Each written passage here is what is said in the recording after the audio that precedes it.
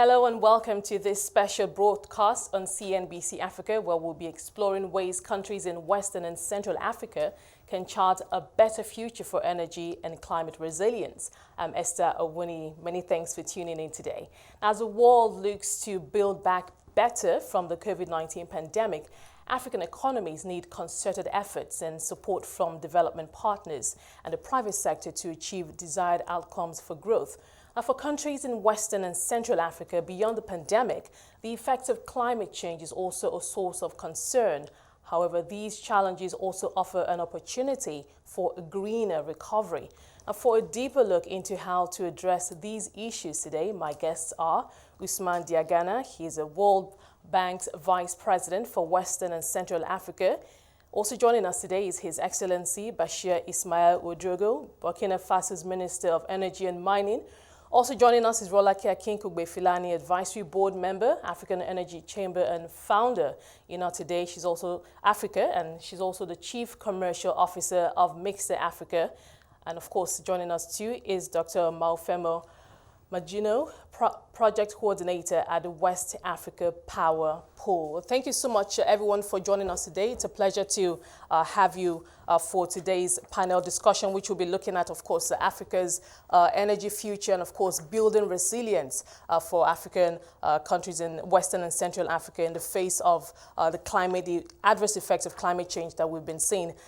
Mr. Diagana, let me start with you. Now, the Western and Central African region, as you know, faces a complex set of challenges, many of which have been exacerbated by the COVID-19 pandemic and climate change. Now, you have recently been on the ground in parts of the region and have seen firsthand the myriad of challenges. I understand you cover 22 countries in the Sahel. Just give us a sense of the scale of the issues on the ground. Talk to us about what you saw. Thank you very much, Esther. Let me say this opportunity to thank Mr. Minister Ouedraogo and also Madam Akinkugbe-Filani for joining this conversation. I'm very honored to share as a panel with both of them. I was indeed recently in Sahel, Burkina Faso and Niger, and had immense pleasure to exchange with Minister Ouedraogo, and would like really to commend him for the extraordinary work that he is doing in very difficult circumstances. We all know the impact of security in the economy and the living condition of Sahelian countries, including Burkina Faso, and therefore having a policy leader who focuses on a development agenda and how to overcome the challenges that this development agenda faces in order to create and contribute for better life for the population is something that we have to recognize. So in that regard, when I was in Burkina Faso, I really exchanged views with the authorities, the head of state, the prime minister, selected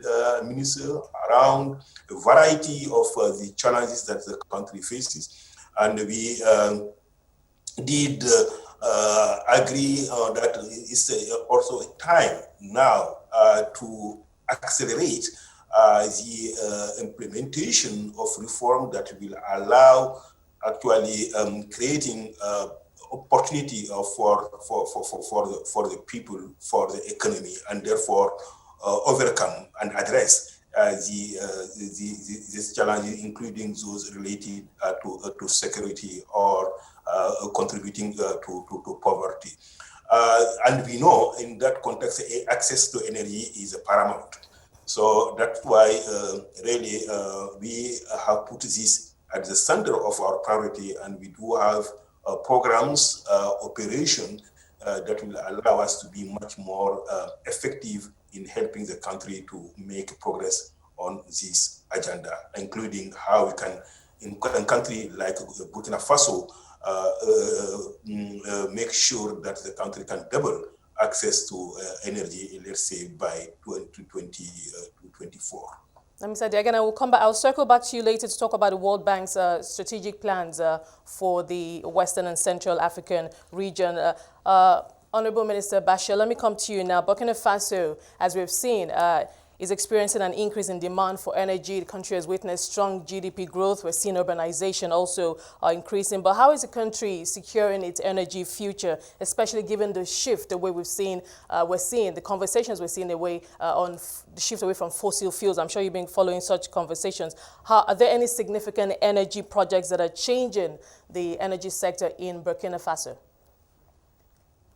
Thank you very much for the opportunity, and I would like to thank the leadership of the Vice President of the World Bank, Mr. Jagana Usman, for the old work that he has been doing. He came recently, and we have a very fruitful discussion. And I would like to salute his leadership and the support of the World Bank in terms of energy access and universal energy access to Burkina Faso. Having said that, this world is all organized around energy. Today, without energy, it's difficult to even function. And in Africa, we have a huge challenge, and Burkina Faso especially, we have challenges in terms of energy access. But I would say that in this world, with increasing population, the climate change, and also the high demand of the industry, and we have a very strong mining sector in Burkina Faso, we have to really move very fast. And in terms of capacity, we have been importing energy from neighboring countries, but we have also been producing based on fossil fuel. But I would say we are blessed to have, solar. Burkina Faso have the best solar radiation of West Africa. We have more than 5.5, kilowatt hour per meter square and per day. And we have almost 12 hours of solar radiation per day. This is extraordinary. And with the support of the World Bank, we have been able to project some project that will be having about 5 cents the cost of the kilowatt hour coming out of the solar plants. This is a golden solution for Burkina Faso, because when you look at the fossil fuel, we are producing at almost about 20 cents per kilowatt hour, or even more, sometimes 25, 30 cents. How can you develop your country? How can you have the whole population that will have access to electricity when the cost of the kilowatt hour is high? Secondly, when you need to interconnect, you need to have high tension line, medium tension line, and all these things, interconnect. It's all investment. But when you look at solar energy today, we have the possibility to go everywhere. And right even in the middle of the remote villages, we have the possibility to give them energy. And this is a solution that we have been pushing. Burkina Faso passed from 18% of the population that have access to electricity in 2015 to 45% of the population that have access to electricity in 2020. In just 5 years, we went from 18% to 45%, thanks to solar energy. And this is today the way that we are going to move forward. This is greener energy for the population. It's good for the world, and it's also good for our economy, because we are now having access to a cheap cost of the kilowatt hour. So the vision in Burkina Faso is the mix in terms of energy. We'll be investing massively in solar energy, but we'll be also having interconnection. And thanks to the WAP, we were just there last week in Abuja to discuss about how we are going to interconnect West African countries, because it's important that we share in terms of the energy with the capacity that we have, with the comparative capacity. Because you have some countries that have a potential in hydroelectricity. You have other countries that have a potential in gas. And countries like Burkina, we have the potential in solar. But we also know that solar, we need also to have batteries if we want to function 24 hours. So in the term of the West African power pool, country like Burkina Faso can invest massively in solar energy. And then we can be sharing this excess of energy with the neighboring countries at a very low cost. For example, let me tell you, in Ivory Coast, for example, we are importing about 45% of our consumption from Ivory Coast. They are producing based on hydro and gas, but the cost is about 9 cents or even 10 cents, while Burkina Faso is producing solar energy at 5 cents. So this is a win-win situation where Burkina Faso can come into this energy market. We will be selling the excess of electricity at 5 cents in the daytime, while the other country can be selling us, hydro and gas power at night at 9 or 10 cents. This is going to be fantastic for the whole region, and it will be bringing the cost of the kilowatt hour down. Also, you know that we have difficulty in terms of security in the region. But let me tell you, we will fight terrorism not only by using arms, but also by using investment and energy. Energy is the solution to fight against terrorism. Why? Terrorism is coming when people are poor, they don't have money, and then can just enroll them. But when we use solar energy, we have what we call in Burkina Faso productive energy. And that's what we do in a rural area. We are using solar energy for agriculture. We are pumping water. You know, in agriculture, pumping and irrigation, it's all about energy. Transformation, even if you want to store, it's all about energy. So energy has a high cost in terms of agriculture. Wow. Let me tell you that 60% also of the agriculture, in rural area is lost because they cannot transform or they cannot store it. So that's the vision that we have in Burkina Faso, using solar energy to create jobs, bring the cost of the kilowatt hour down, doing rural electrification, and also street lights. Street lights today are helping us to fight against the terrorism and to gain against also insecurity, because when you have light in a village or when you have light in the street, it gives more security. Absolutely, so Minister Bashir. Absolutely, you make a very good point there, and it's very interesting or encouraging also to see how the role solar is playing and the links you make to also to security. So I'll circle back to you later to see how perhaps you can even scale this further, and also at the same time unlocking more private sector capital to ensure that the needed investments come into into the sector. Rolake, I'd like to quickly bring you in here. Let's just talk about what's happening in Nigeria. I know that Nigeria also has been following the conversation on that shift away from fossil fuels into renewables, and we've seen the country also make some investments. Now, the country actually has a national renewable energy and efficiency policy, which aims to source 20% of electricity generation from renewables by the year 2030. But I'd like to know how robust this policy is in response to this global shift away from fossil fuels. Thank you very much, Esther, and great to be on this distinguished panel. Well, Nigeria does have a national renewable energy policy and energy efficient policy that was passed in 2015. So that policy is already 5 or 6 years old. And as we know with the global energy transition, it is a transition because it is constantly in motion and they're shifting dynamics. I think that the principles within the policy, which cover everything from solar to wind to biomass, geothermal, guidelines on feed-in tariffs, regulation and incentives, all these principles are very laudable. But one of the things that we would like to see in line with the debate is how to take a more pragmatic approach, given that the oil and gas sector still accounts for a significant proportion of Nigeria's FX revenues, and there's still businesses and investors in the country who are particularly looking to tap into Nigeria's gas resources. So I think the renewable energy policy is good. It needs to evolve. It probably needs to be reviewed. Nigeria today does generate at least 20% of its electricity from a combination of hydro and other renewable energy sources, and that's likely to increase by the end of the SDG attainment in 2030. But a lot more work needs to be done because the ecosystem is consistently shifting, and we have different energy needs across different sectors of the population.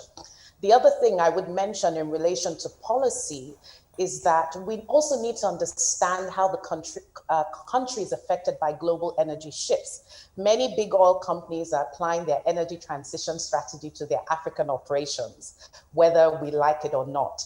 And so the problem is not really that we can't develop our renewable energy sector. It's also how African countries like Nigeria respond to the global shift in the energy space and how this affects things like economic planning, budgetary needs, planning in terms of development of infrastructure. As you know, with the renewable energy sector, you have different needs for the residential market, for the commercial industrial market, and within large-scale utility projects. So there's a need to really understand and hone in on how we can respond effectively in a pragmatic way that allows us to meet our global commitments to emissions reductions, but also allows our economies to tap into our existing resources in a sustainable and efficient manner. Well, thank you so much, Olake. Maofema, let me quickly bring you in here. Earlier, Minister Bashir mentioned the work that Burkina Faso is doing with the West Africa Power Pool, but I'd like you to just help us understand briefly what the West African Power Pool, or the work that you do, and what your key mandate is. Thank you. Thank you for having me and for giving us the opportunity to present the West African Power Pool on your platform.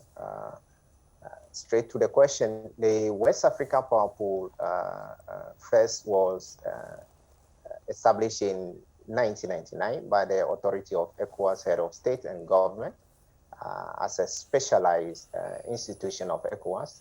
And it was later established in 2006 with the objective to integrate national power systems into a unified regional electricity market with the expectation that this mechanism, this power pooling mechanism, will over the medium to long term assure citizens within the ECOWAS region with a stable and reliable electricity supply at a competitive cost. So by mandate, first we promote and develop infrastructure for power generation and transmission, as well as we'll be coordinating power exchanges between member states. Also, with regard to the WAP, some progress have been made and landmarks have been accomplished with regard to the interconnection of all national power systems of ECOWAS member states into a regional electricity market. The first one was is that the WAP has interconnected a power system of 9 mainland ECOWAS countries out of the 14 ECOWAS mainland countries. These 9 mainland ECOWAS countries are Nigeria, Niger, Togo, Benin, Ghana, Cote d'Ivoire, Burkina Faso, which you've already mentioned, and then Mali and Senegal. So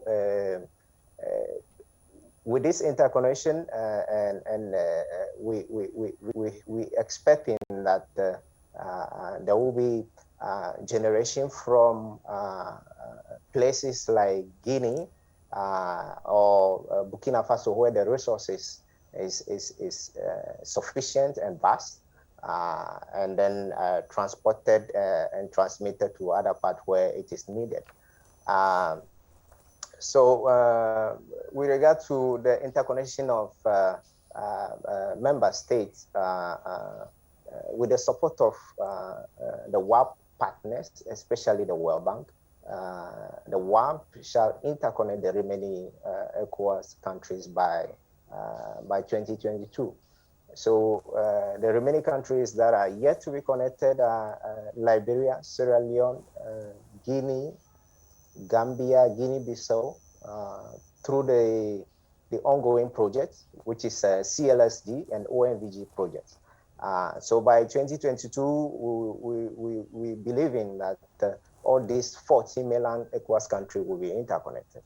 Another milestone of progress is what is being done on the regional electricity market. That was also mentioned previously by the Honorable Minister. So the development of this regional electricity market is ongoing. It's being done in 3 phases. And the first phase was launched in 2018. And the second phase is the preparation for the second phase is in progress, and its formal launching shall be triggered by, among others, the completion of the interconnection of all mainland ECOWAS countries, as well as the completion of the infrastructure which is required for the WAP ICC to fulfill its role as a regional system and market operator. Right, Malfama, thank you. Hold that thought for us. I'll circle back to you to get more detail, especially funding mechanisms involved. Mr. Diagan, I'd like to come back to you, and I'd like us to get into more detail, especially with the World Bank, your 4-year plan or strategy for the Western and Central African region. Now, the World Bank, Western and Central African region, the AFW, has put together a rather bold and ambitious strategy with specific targets now and expected outcomes to help address some of the challenges in the Sahel. But could you share some insight on these strategies? But I'd like you also to particularly focus on energy. Definitely. We heard from the panelists, the challenges are many and some of them are daunting. But at the same time, there are opportunities and there are solutions. And WAP is one of the solutions. I think what we have to do moving forward is to really multiply those solutions and to believe in the continent capacity to transform. And this is where the bank has a very very important role to play, not only through additional financial resources, but also through policy advice and providing technical assistance. And I'm an African who is optimistic, really, and who know that today the continent has a talent. They have people, and also they have this strong desire actually to continue to make progress. So we have built on that. We undertook a very open conversation internally with our colleagues working in Africa. We reached out to Africans, we confronted our ideas, and we come up with a vision. This vision is organized around 4 specific transformational goals. The first one is really to rebuild a trust between a citizen and the state in order to create a new social contract. I think this is a paramount to make sure that people for whom we work believe in the public action that are led by the state so that together we can advance the economic transformation agenda forward.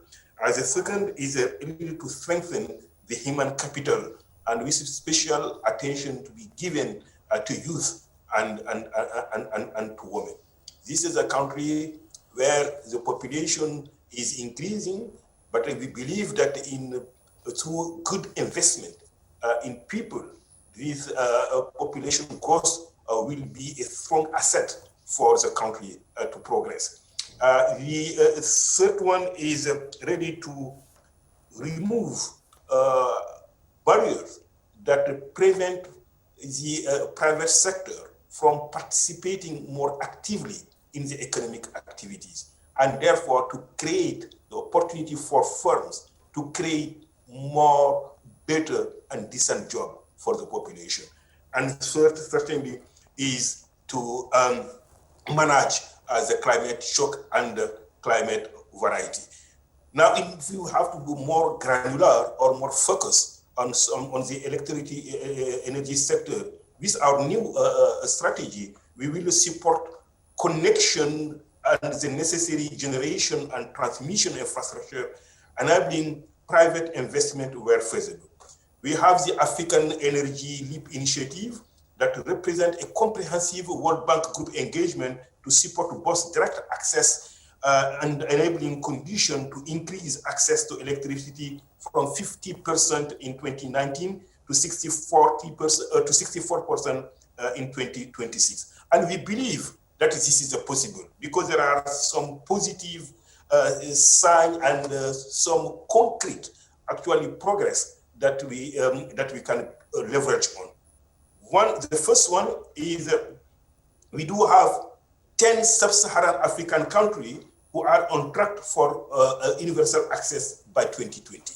So this means that this type of progress is possible everywhere, provided obviously that there are necessary reform, there are good investment, and also there are great partnership between partners and the countries. The second opportunity is the new technologies and the digitalization are completely revolutionizing the electricity service business.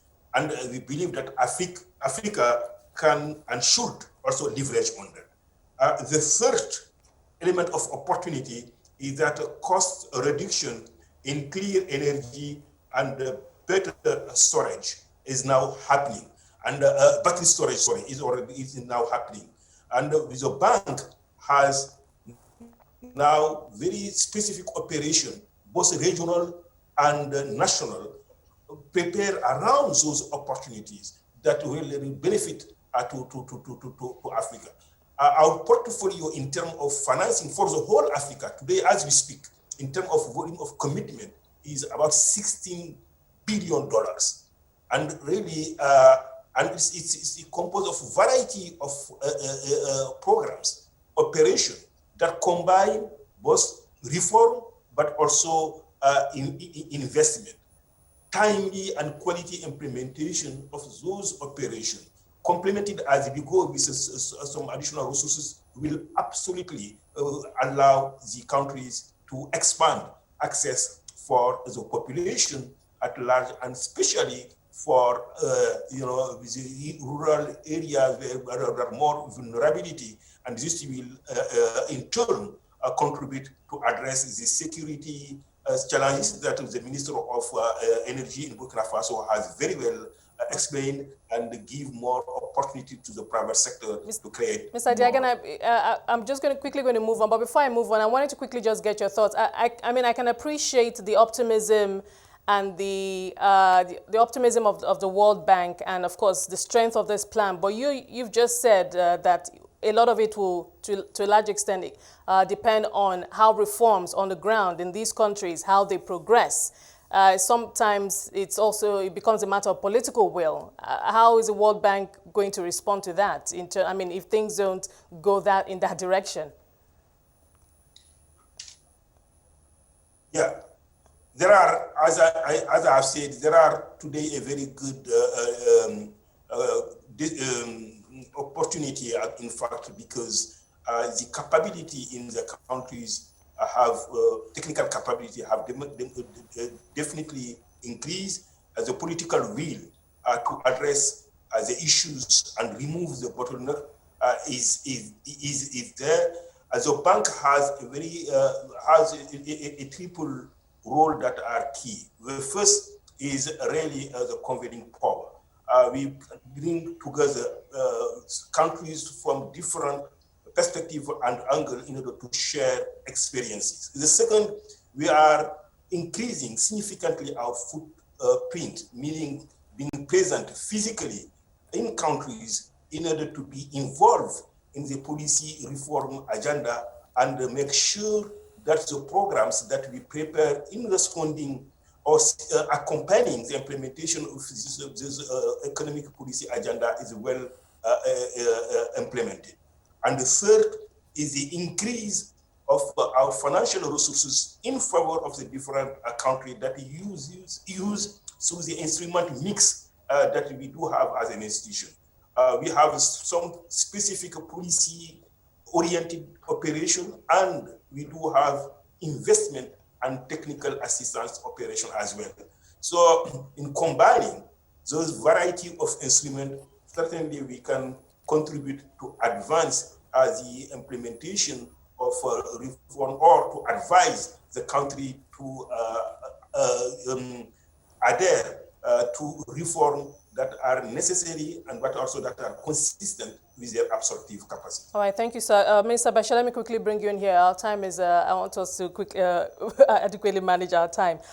You said a lot of good things about what Burkina Faso is doing with solar power and, of course, in partnership with WAP. But I'd like to also, obviously, scaling as quickly as possible is going to be very important. Talk to us about how you plan to quickly scale this? The public, perhaps the investment models is using the public-private partnership models that are on ground. Yeah, thank you. You know that the state today has a lot of challenges, and we need to attract more investors. And the private sector is very innovative. They are cost-driven. So when we look at the public-private partnership, it helps us to reduce the cost of the kilowatt hour. It helps us also to go toward innovations. And the Vice President was talking about reform.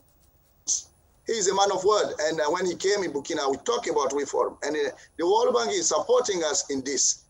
And I do believe that if we want to change things, we cannot be doing the same old things. We need to change.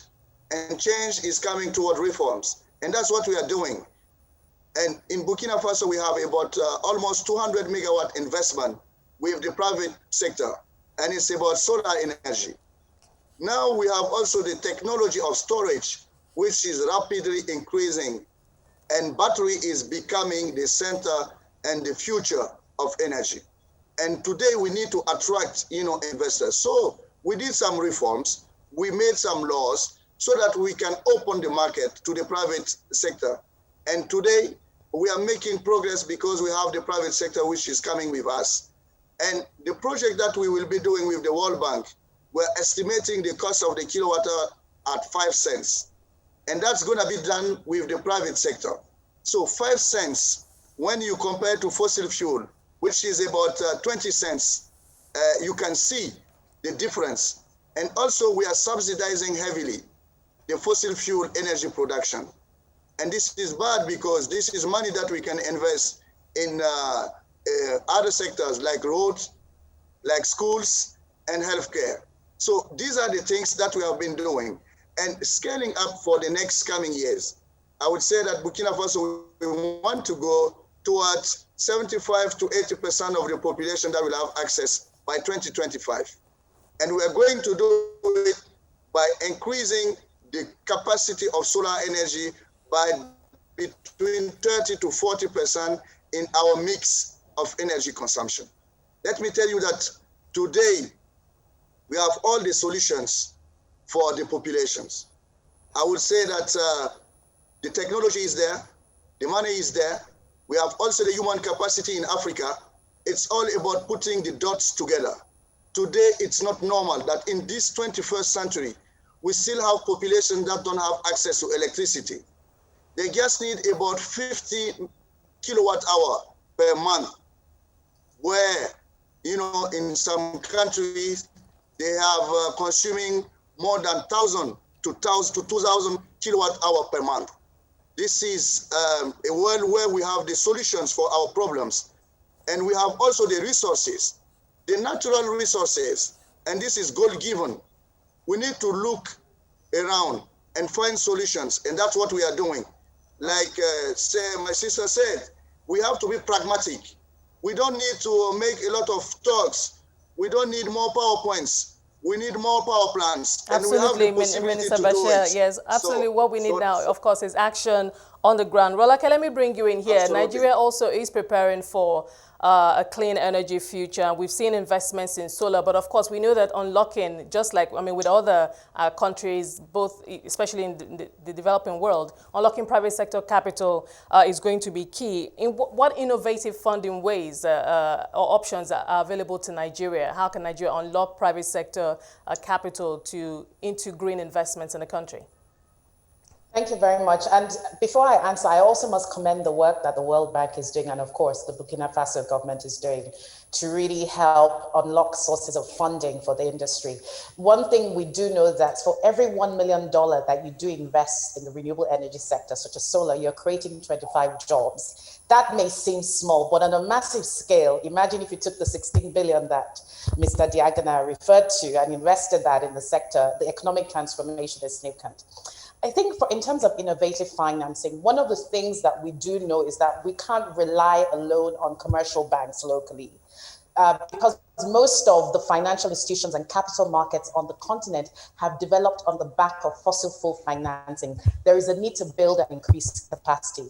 But whilst we're doing that, we're seeing a lot of money coming from development finance institutions for companies that are supplying solutions such as pay-as-you-go solar solutions or off-grid renewable energy solutions. We're seeing now more interest in pulling funding, in aggregating financing that will help de-risk the opportunities for investors. We're also seeing crowdfunding as an interesting option. And then more importantly, value chain opportunities. So if as a financier, I'm going to finance a solar company, I may also look at funding other players within the value chain of that project in order to de-risk the opportunity for myself. We talked about batteries, for instance. I believe, for instance, that the battery value chain could be an important way of creating jobs locally within the renewable energy sector on the continent. So I think this is important to bear in mind. But over and beyond that, I think the more we can see how the public sector finance can help unlock and enable private sector finance, I think that will be key. And if you see a key characteristic of financing for SDG 7 is how these two players can come together. So what I would say finally is that we're seeing private equity, more venture capital coming up front. A lot of DFIs are also providing grants to startups in this space. We're seeing insurance products. We're also seeing credit enhancement products for the private sector coming from DFIs and organizations like the World Bank. Political risk guarantees, of course, are a key one in that. But I'm really excited because we're seeing disintermediation where those who are providing the solutions are going directly to consumers and customers who are interested in funding. And I think the digital space has also revolutionized the financing options, particularly with the advent of cryptocurrencies and other alternative funding pots. So what we really need to do is to provide support to the entrepreneurial ecosystem on the continent. And once you have all these different players come together, I think the only way is up. The final thing I will say is we need to clearly specify the funding source with the particular segment of the market, because obviously there are different risks that lie at different segments. But I've seen a lot more money being channeled into this space. It's really exciting. The Nigerian government, it's putting its money where its mouth is. One of the key drivers of the green recovery post-COVID was the decision by the government to support electrification with solar for over 25 million homes. And I know a large part of the financing is also going to come through government-backed initiatives. Thank you, Rolake. You make some very good points. Fema, let me quickly bring you in. We've talked a lot about private sector funding. Rolake mentioned private equity. Of course, we know that the role of the DFIs, of course, cannot be taken out of the equation. But for you, what would you say are the typical obstacles in the way of unlocking more private sector financing for the energy, especially for green energy? We know that we're in a post-COVID world, and of course, investors are taking a second look. They're a little more detailed this time when it comes to where they're going to put their money. But in your experience, what you've seen, talk to us about those obstacles and what we can do, innovative ways of overcoming them. Thank you. As much as the WAP is a specialized institution of ECOWAS, it is important to know that the WAP is an association of private and public entities.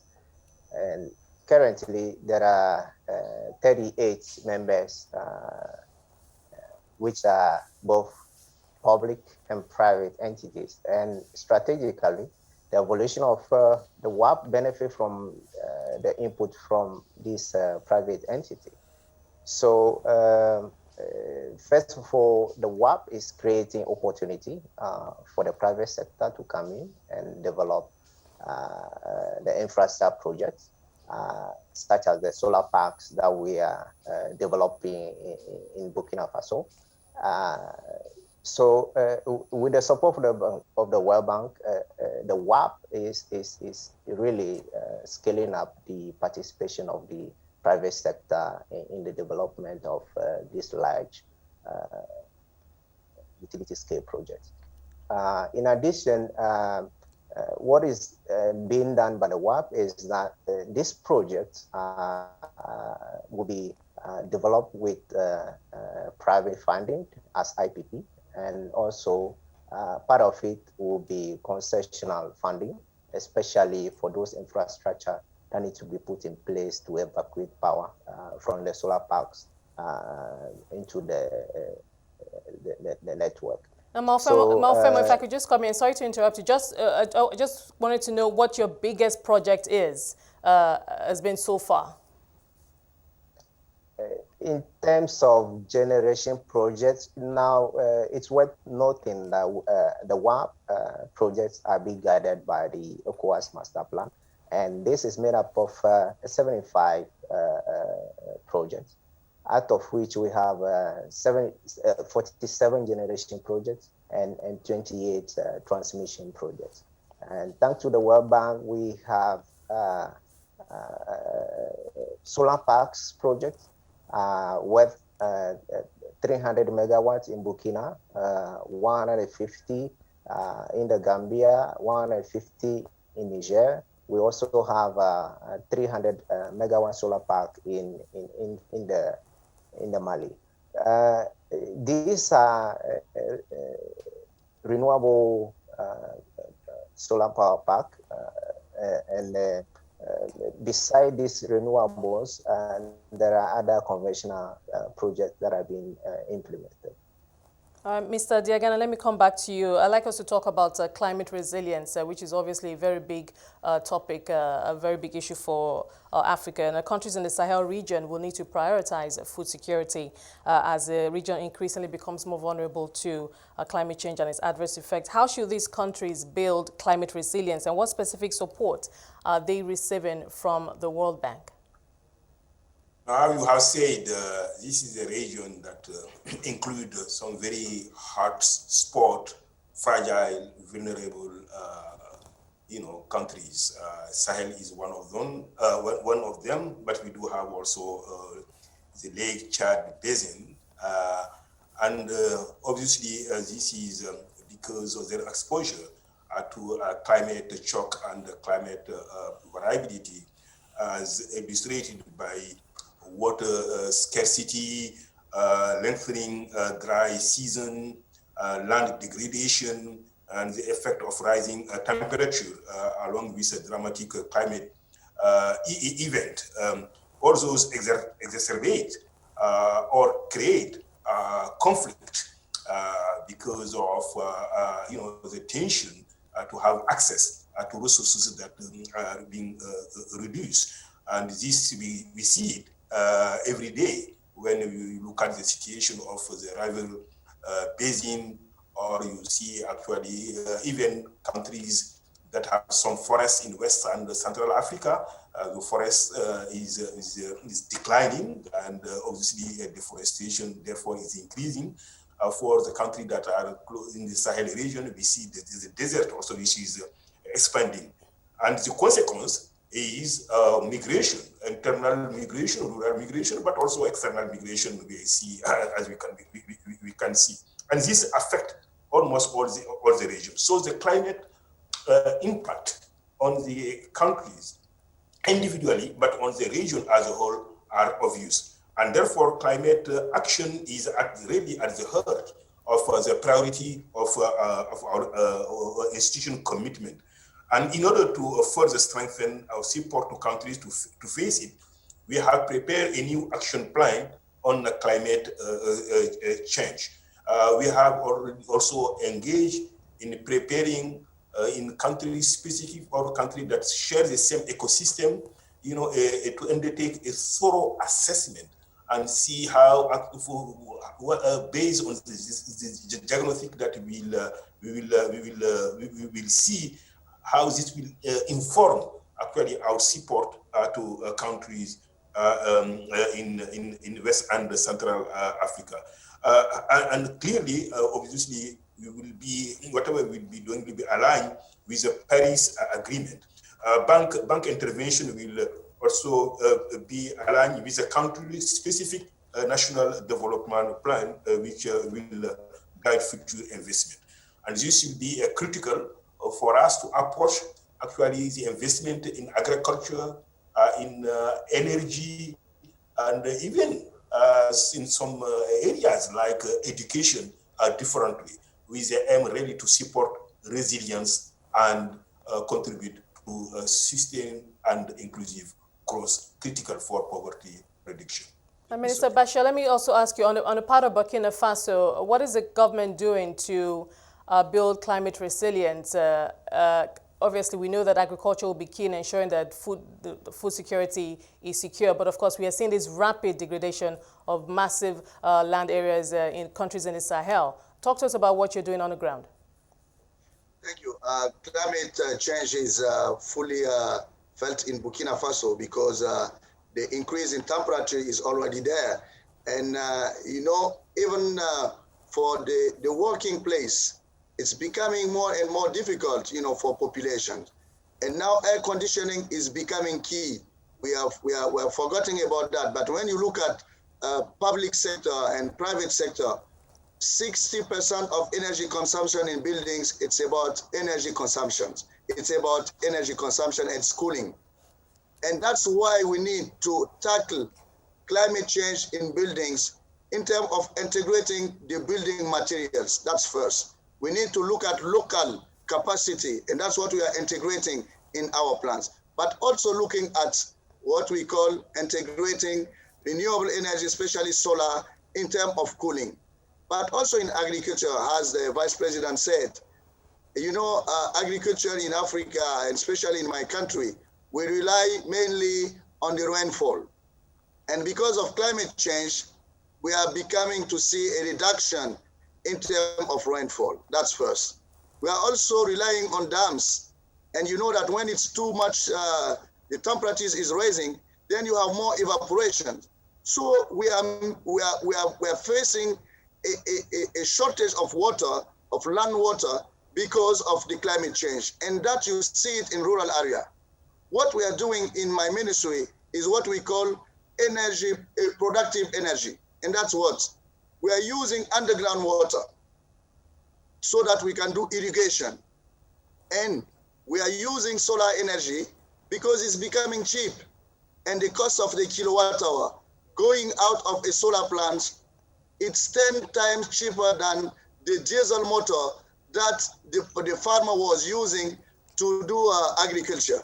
So it's a game changer. Renewable energy is not only fighting against climate change because we are getting a cleaner world, but it's even helping us in the resilience against climate change, because now we have solutions, even in rural area where you cannot even imagine having electricity. Now with solar, you have the possibility to provide energy for these people to be able to organize this population around some production, because people in rural area, they don't want us to look at them like miserable. No, they want their dignity. They want to work. They want us, policymakers, public sector and politicians, ministers, and those who are deciding, that we make sure that they will be able to produce locally, to be able to have their dignity. And we don't want to see these young people, these young guys, dying in the water, in the sea, because they want to go to Europe. What do they get there? They get even nothing. It's misery. But we have the solutions in Africa, and renewable energy is one of the solutions for us, and that's what we are doing. You're absolutely right, Minister. And I would like to finish. Like to finish and saying, we need to allow African company to access cheap money. It's important. And my sister was talking about that. We need to allow African company to also get to the market of the money with lower rates. Because when you have a high rate, even for the IPPs that we are having, if the company are going to build it with the money which is expensive, at the end of the day, we are going to have an expensive cost of the kilowatt hour. And that's really my comments that I would like to... You're absolutely right, Minister, and we have definitely seen examples of that. Rolake, let me come to you. We have just about, I think, 8 minutes left. So very briefly, I mean, you alluded to how oil companies, big oil players here in Nigeria are restructuring their portfolio. We've seen some sell-offs in onshore assets moving offshore. But how is it set to change Africa's energy sector with what is going on, the conversations on the shift away from fossil fuels? What's going to separate those who are taking action now from those who aren't? Oh, great question. You know, the reality is that Africa needs energy independence and security. That's the first thing. We need to start looking inwardly to create domestic demand and consumption for what we produce. That's number one. Number two is, I think some of the asset divestments will also create opportunities for local companies to step in and provide solutions. I think that is going to be key. I think the third part is, even for those who continue to invest in fossil fuels, in order to attract investments, they're going to now to start thinking creatively and innovatively as to how they structure projects. So for instance, you hear cases of companies in the downstream oil and gas spaces who are powering their petrol stations with solar power. So we need to see more integrated and hybrid projects. I think that's one of the changes we're going to see. I think the other area we're going to see change is that from a policy perspective, even existing oil and gas legislation will need to evolve. Let's not forget that Nigeria's petroleum industry bill has been under consideration for almost 2 decades. And in the space of 20 years, a lot has happened in the global energy environment. So I think we're going to see a lot more thinking around that. We also need to see more collaboration between different ministries and departments. So the Ministry of Energy needs to work with the Ministry of the Environment, because even with existing fossil fuel development, we need to start looking at climate resilience. We need to start funding projects that use gas flare and transform gas flare into end use. I also think that across different sectors, as the Honorable Minister from Burkina Faso has said, energy for productive use. So working across different sectors to build agriculture, to build the battery value chain, to support education and health. That is something that everybody needs to start doing, joined up thinking. And I think those are some of the critical elements that we're going to need to see in the energy sector, particularly as we evolve into the energy transition. Yeah, you're absolutely right. Malfama, let me bring you in here. I think earlier on you did mention that 14 African countries, you're yet to work with them, if I'm correct. Talk to us about, I mean, obviously scaling up electrification on the continent is key, especially in the rural areas. Talk to us about the roadmap for WAP and what we can expect going forward. Yes, back to that, I think I said the WAP is main mandate is to interconnect the ECOWAS members and also to develop a regional electricity market for the exchange of power among them. So currently we have interconnected 9 countries, and work is ongoing to interconnect the remaining by 2022. So with regard to the renewables that are on our portfolio, the World Bank have been supporting us and have been phenomenal to drive this agenda. The ECOWAS have also recognized that, and they have set a target that by 2030 we should have about 40% of our generation being a renewable energy source. So with this, that is why the WAP is developing utility scale, renewable utility scale projects, and ensuring that the energy resources that the region is endowed with, which are cheaper and cleaner, but are concentrated in few countries, are harnessed through generation and exchange to other places for the benefit of everyone. Also, for the WAP utility scale project, the aim is to benefit from economic of scale, so that we have a large solar power plants which are developed at optimal cost and could serve multiple countries rather than one country.